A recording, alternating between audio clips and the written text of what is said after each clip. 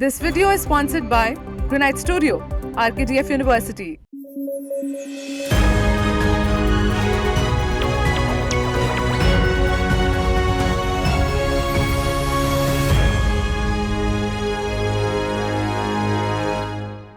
Good morning, I am Zusha Agarwal and you're watching News Flash. Today is the 3rd of June and we have a lineup of crucial stories touching every corner of the globe, from the latest development in politics to groundbreaking advancements in technology. A volcano in eastern Indonesia erupted on Sunday, spewing an ash cloud 7 kilometers into the sky as authorities warned residents to shelter indoors. Now it is the latest of around 100 eruptions from the volcano since earlier this year.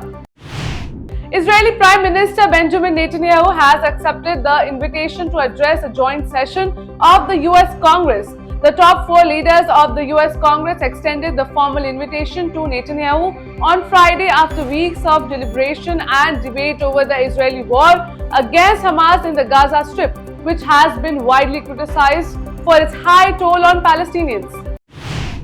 France's far-right National Rally Party is leading in voting intentions for the upcoming European Parliament elections, according to an opinion poll published on Sunday.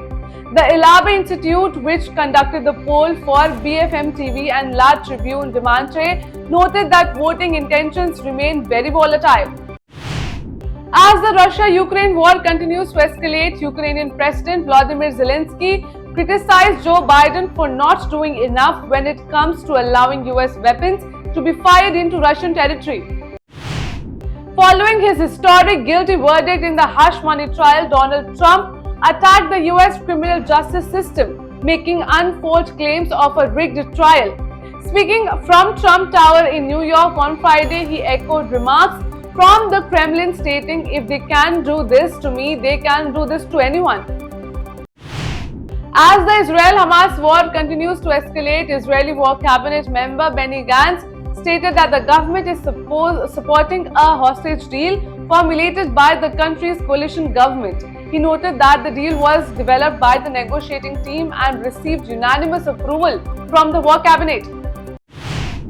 Ukrainian President Volodymyr Zelensky accused China on Sunday of working to dissuade countries from attending a peace summit, which Beijing has publicly criticized due to Russia not being invited. Zelensky made these remarks at the Security Forum in Singapore, where he sought to rally support for the conference and appealed for increased military aid for Ukraine amid ongoing territorial losses to Russian troops. Former US President Donald Trump made a surprising comeback on TikTok after he and his party called for its ban due to the social media platform's association with China. Trump made his first post on Saturday, which was a 13-second video that appeared to be filmed at the UFC event he attended in New Jersey. Mexican voters are poised to make history on Sunday by electing their first woman president, a significant milestone in a country plagued by crime, gender-biased violence, and discrimination. Claudia Sheinbaum, the ruling party candidate and a former Mexico City mayor, with a background in science, held a 17 percentage point lead over her main opposition rival, Xochitl Galvez, on the eve of the vote. In a rare and headline-making move, Pakistan's government admitted that Pakistan-occupied Kashmir is a foreign territory. This proclamation was made before the Islamabad High Court during a hearing on the kidnapping case of Kashmiri poet and journalist Ahmad Farhad Shah. It is time for a break now. We'll be back with more news. Stay tuned. इस तरह आरकेटीएफ विश्वविद्यालय राज्य और देश के आधुनिक और उच्च विश्वविद्यालयों में से एक है।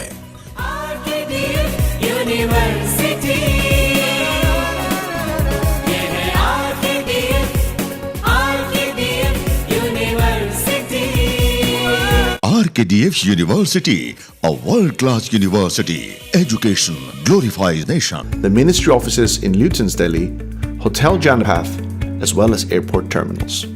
Granite Studio India, with its prestigious brands, rich experience, and the trust of our clients, can be your reliable partner. We are here for you, for innovating, processing, supplying, and executing in stone. Contact us today for our special sample kit. Hunter Biden, the son of US President Joe Biden, goes on trial on Monday on gun charges, marking the first prosecution of a sitting president's child in US history.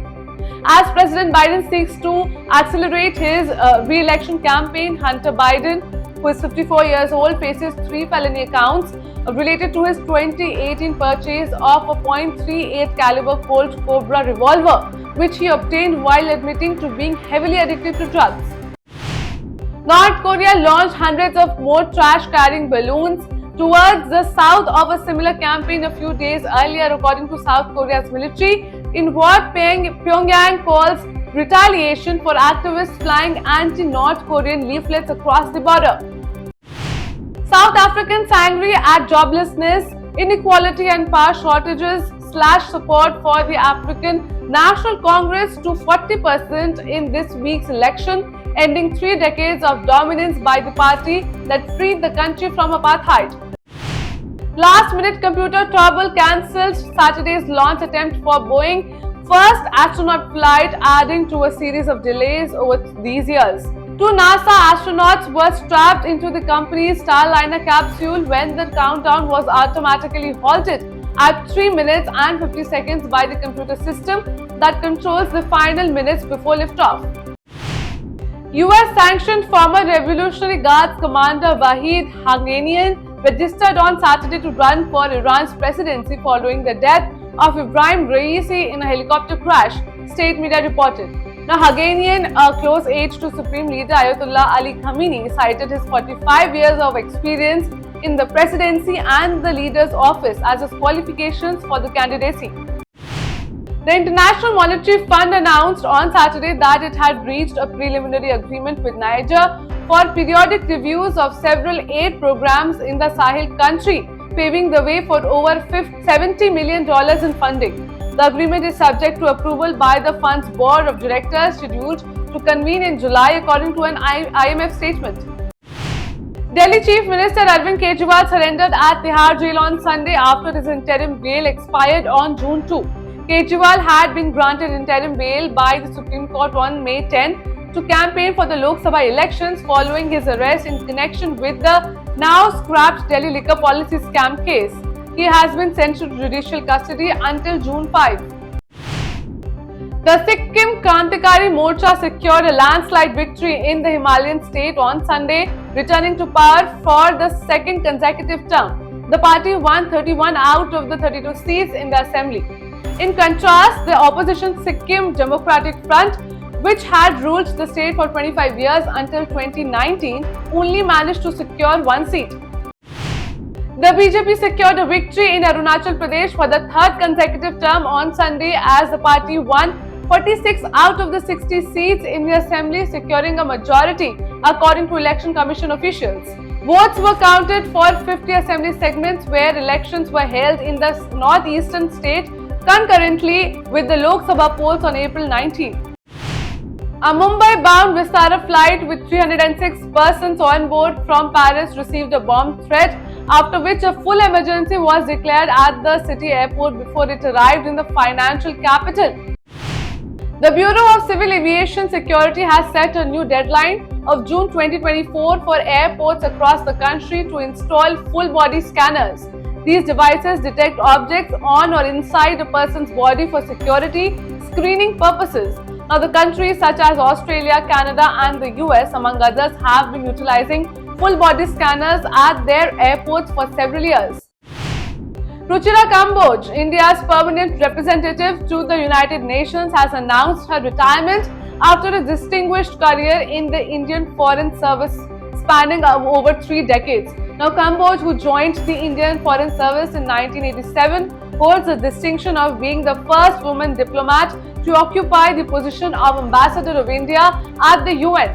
She bid farewell with a message of gratitude, signing off with "Thank you, Bharat," for the extraordinary years and unforgettable experiences on her X handle.